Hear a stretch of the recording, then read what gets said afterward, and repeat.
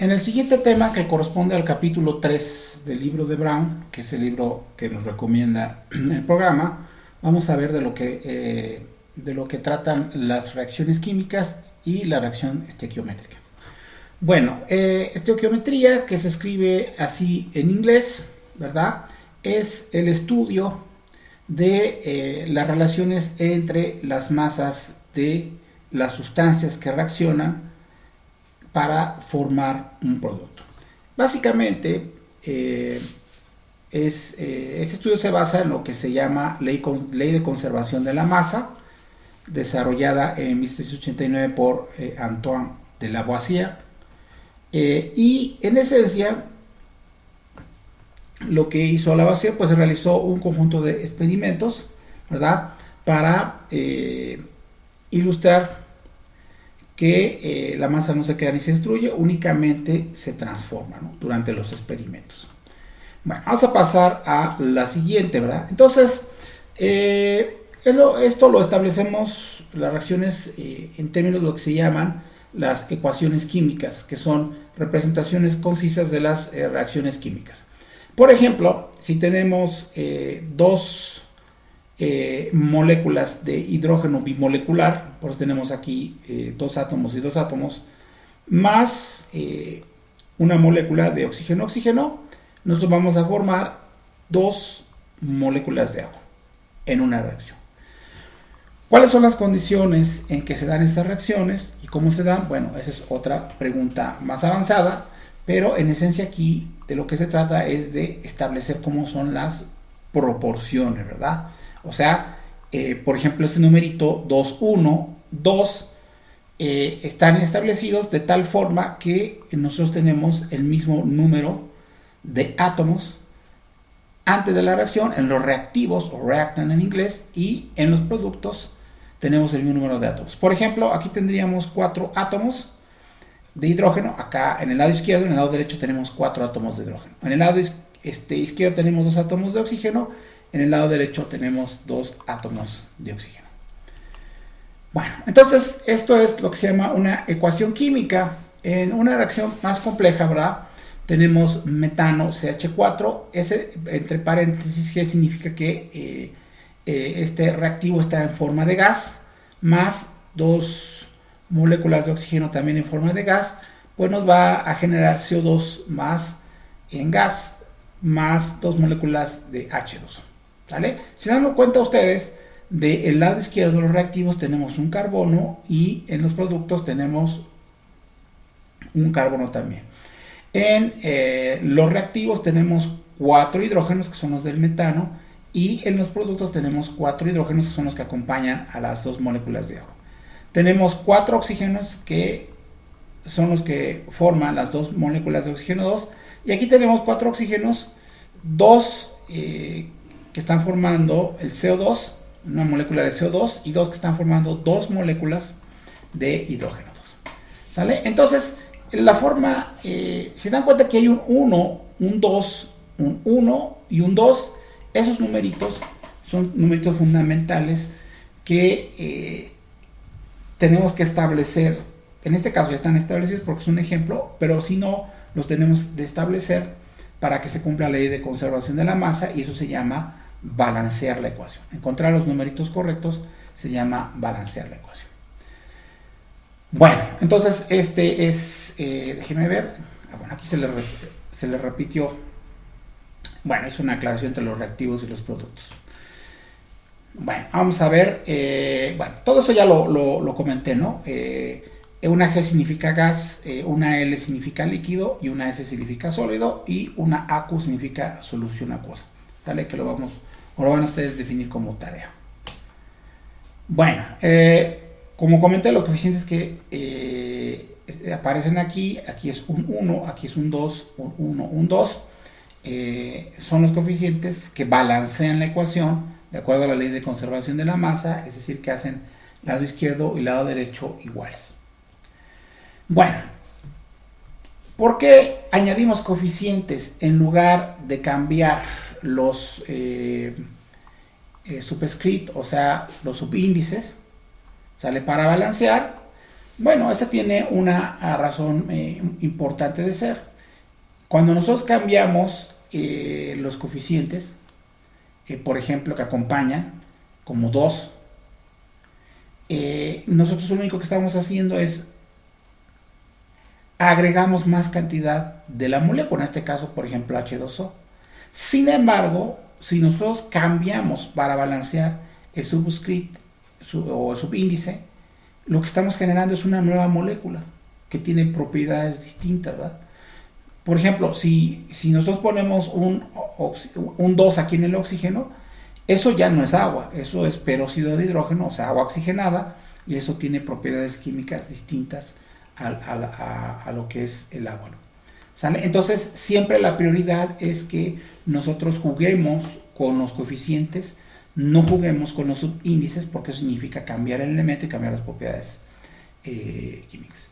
En este caso en particular, hidrógeno y oxígeno pueden formar agua, o también lo podemos formar, pueden formar también peróxido de hidrógeno, sale con la mezcla adecuada y las condiciones adecuadas, ¿no? Por ejemplo, 2 átomos de hidrógeno bimolecular con 2 de oxígeno bimolecular forman 2 moléculas de agua, estado líquido, y uno solo átomo de, una sola molécula de hidrógeno bimolecular con una sola molécula de oxígeno bimolecular en gas forman peróxido de hidrógeno en líquido, ¿vale?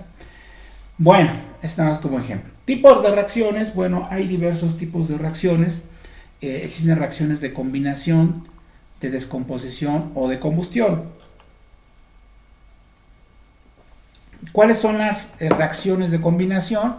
Las reacciones de combinación ocurren cuando 2 o más sustancias reaccionan para formar un solo producto, ¿no? Entonces, por ejemplo, aquí, si tienen un listón de magnesio metálico, y lo rodean por gas de oxígeno en el aire, que son los 2 dibujitos aquí en círculo que tienen acá, un sólido y uno en gas, se produce una flama intensa, ya que los átomos de manganeso reaccionan con el oxígeno 2 y la reacción forma lo que es óxido de manganeso, que es un sólido iónico, ¿sale? ¿Por qué es iónico? Bueno, porque se forma de la interacción del catión manganeso con carga 2 más y del anión oxígeno con carga 2 menos, ¿sale? Y es un sólido iónico de color blanco, ¿sale? Entonces, no sé si se alcanza a ver bien en la diapositiva. De hecho lo tenemos aquí abajo. Tenemos cantidad de 2 moléculas de manganeso en sólido con una molécula de oxígeno bimolecular en gas, pues me forman 2 moléculas de óxido de manganeso en sólido, ¿sale? Ahí tenemos otros ejemplos. Nitrógeno 2 gas más 3 hidrógeno gas forman 2 NH3 en gas. Hoy se me acaba de olvidar el nombre. Y C3H6 en gas más Br bromo 2 en L, pues forman este compuesto, ¿sale?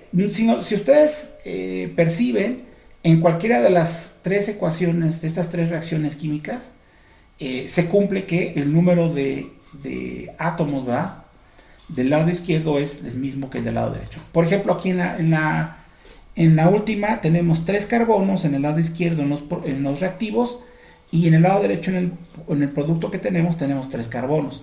Aquí tenemos 6 hidrógenos en los reactivos, y de este lado tenemos 6 hidrógenos en el producto que se obtiene, y de este lado tenemos 2 átomos de bromo, y de este lado también tenemos 2 átomos de bromo. Bueno, vamos a pasar a la siguiente. Este video lo vamos a dividir en 2 partes. Bueno, ¿cuál es la reacción de descomposición?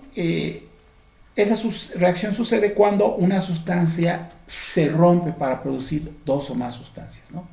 Aquí les queda un poquito desfasada la flecha, pero tenemos esta sustancia, o 2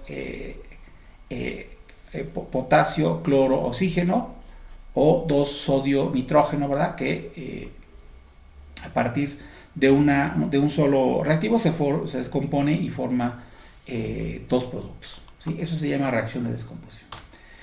Y en este tipo tenemos el tercero, que es muy importante, o fue muy importante la parte tecnológica de todos los vehículos en movimiento, como los autos, que son las reacciones de combustión, que ocurren de forma rápida en general y producen una flama, en la reacción se produce tomando lo que se llama un combustible, que normalmente es hidrocarburo. Por ejemplo, hidrocarburo se refiere a que todo lo que tiene carbono e hidrógeno con aire o algún componente del aire, por ejemplo con el oxígeno, se forma una flama, y en este caso los productos son CO2 y agua, ¿no? En condiciones ideales, lo que se llama una combustión teórica, que en realidad se producen más contaminantes. Por ejemplo, tenemos las reacciones de metano con dos moléculas de oxígeno, ¿sale? En donde tenemos un carbono de este lado, un carbono lado izquierdo derecho, luego 4 hidrógenos. Aquí tenemos 2 por H2O, son 4 hidrógenos y 2 moléculas de oxígeno. Aquí tenemos una y aquí tenemos 2. Si se dan cuenta, aquí tenemos 2 bimoleculares, aquí hay una bimolecular y aquí hay dos átomos monoatómicos, pero son 2 y en total serían 4. Bueno, entonces lo que llamamos fórmula de peso, ¿verdad? Es la suma de los pesos atómicos de cada uno de los átomos en la fórmula química, y es una cantidad cuantitativa significativa de la fórmula. Por ejemplo, en el caso de cloruro de calcio, CaL2, tendríamos un átomo de calcio. Cada calcio pesaría 40.8 atomic mass unit, que ya les había explicado lo que es, ¿sale? Que tiene que ver con el peso de un átomo de carbono. Es una unidad de referencia, es decir, el carbono pesaría 40.08 átomos de carbono, una fracción de átomos de carbono. Ya lo explicamos claramente en clase. Y el átomo de cloro sería, cada uno sería 35, entonces tendríamos 1 por 40 más 2 por 35, eso sería 110.99 atomic units. Bueno, otro ejemplo que tenemos aquí es para C2H6, que se llama etano, es un hidrocarburo. Entonces, cada átomo de carbono pesa 12, ¿sí? Entonces, de hecho, la unidad se define, unidad de masa atómica, ahorita que me acordé, se define como un doceavo de la masa del carbono, es decir, cada AMU o Atomic Mass Unit es un doceavo de la masa del carbono en kilogramos, ¿no? Tiene una equivalencia. Entonces aquí tenemos que el carbono pesa 12 atomic units por 2 átomos, más el hidrógeno pesa 1.00794 AMU por 6, pues se le da un total de 30, ¿no? Que es como 24 más 6 aproximadamente. Bueno, en el caso siempre en el caso de los compuestos iónicos es un poco más compleja la situación, ¿sale? Suele haber varias operaciones que son importantes, ¿sale? Entonces dice lo que llamamos porcentaje de composición. Uno puede hallar el porcentaje de masa de un compuesto que viene de cada uno de los elementos en el compuesto usando la ecuación que tenemos aquí. Por ejemplo, porcentaje de elemento en un compuesto, pues el número de átomos en el compuesto, el peso atómico entre el peso, la fórmula de peso del compuesto por 100, ¿no? Por ejemplo, en el etano, acuérdense que el etano, si ya no me acuerdo, ¿verdad? Es C2H6, o sea, hay 2 átomos de carbono, 6 átomos de hidrógeno, ¿sale? Entonces, si quiero ver el porcentaje de carbón en el etano, tengo que hacer el número, que es 2, porque era C2H6, por la masa atómica, 12, por el total, ¿verdad? Que era 30, ¿no? Que lo acabamos de deducir, por 100, y eso me da 79.887. ¿Qué quiere decir? Quiere decir que en el etano, que es C2H6, va a haber un 79, en términos de masa atómica, va a haber un 79.887, o sea, casi un 80% de carbón. Y entonces el restante sería un 20% de hidrógeno. De hecho ya no lo hizo aquí, pero lo podría haber calculado. Si fuera porcentaje de hidrógeno sería 6, ¿sale? Sería 6. De hecho lo podríamos hacer rápido, pero se me va a alargar el video. Pero lo hacemos rápidamente. Entonces, en el caso de las operaciones, si fuera porcentaje de hidrógeno, sería 6, que es el número, por 1, ¿no? Aproximadamente, que en realidad es 1.00, ahorita no me acuerdo, pero lo podemos ver aquí. Es 794, ¿sale? Entonces, ahorita se los paso, 794, 94 entre lo que es 30.070, ¿sale? Y les tiene que dar, pero faltó multiplicado por 100, ¿verdad? Por 100, ¿sale?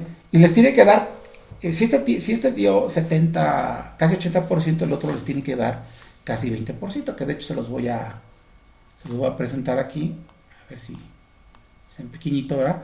¿Sale? Entonces, 6 átomos de hidrógeno en el etano, que es C2H6, por la masa atómica o el peso atómico de cada uno, por 100, por el peso atómico de todo el compuesto, C2H6, y eso me da que los hidrógenos en el peso atómico de todo el compuesto, pues representa casi el 20%, ¿no?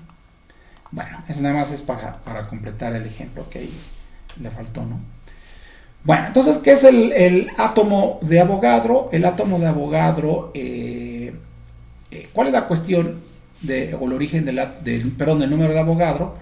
Es que en el mundo molecular los átomos o las moléculas son tan pequeñitos que no lo puedes seguir uno solo, ¿no? No puedes localizar uno solo, y de hecho tiene que ver con otras implicaciones del mundo molecular, que eso se llama mecánica cuántica. Entonces, como no puedes trabajar con uno solito, o con una molécula, un átomo solita, porque son muy pequeños, lo que haces es agarrar un número gigantesco de moléculas o átomos, ¿sale? De tal forma que es manejable a escala molecular, y ese número es 6.02 por 10 a la 23 átomos o moléculas, es lo que nosotros denominamos como un mol, ¿no? Y eso ya lo hace manejable. Por ejemplo, si agarramos 6.02 por 10 a la 23 átomos de carbono 12, o sea que es el más abundante, que es 6 protones y 6 neutrones, ¿sale? Su masa va a ser 12.00 gramos. 12 gramos es muy fácil de medir en el laboratorio, ¿sale? Entonces, ese es el objetivo de un mol.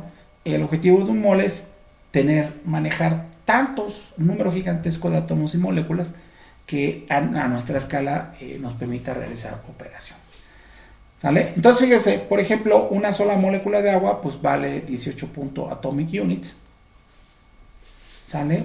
Y si nosotros agarramos 6.02 o número de Avogadro moléculas, ya no vale 18.0, que es pequeñísimo, sino vale 18 gramos, por mencionarles. Y eso ocupa, dice aquí, el volumen de este frasco, entonces es mucho más fácil de manejar, ¿no? De hecho, como les mencionaba, meterse a nivel cuántico pues no es posible de forma evidente por cómo es, por la naturaleza de cómo es ese mundo, ¿no? Bueno, entonces tenemos lo que es la masa molar. La masa molar es la masa de un mol, ¿sale? Entonces, si se dan cuenta, en el caso anterior, un mol, su masa molar sería 12 gramos. Un mol de carbono, un mol de agua, su masa molar aquí en este caso sería 18 gramos, ¿sale? Entonces, la masa molar de un elemento es el peso atómico del elemento, y se puede tener de la tabla periódica, ¿no? Si es diatómico, pues es 2 veces, ¿no? Por ejemplo, si tenemos un mol de oxígeno 2, tiene una masa de 32 gramos, ¿sale? Si tenemos un mol de H2O, tiene una masa de 18 gramos.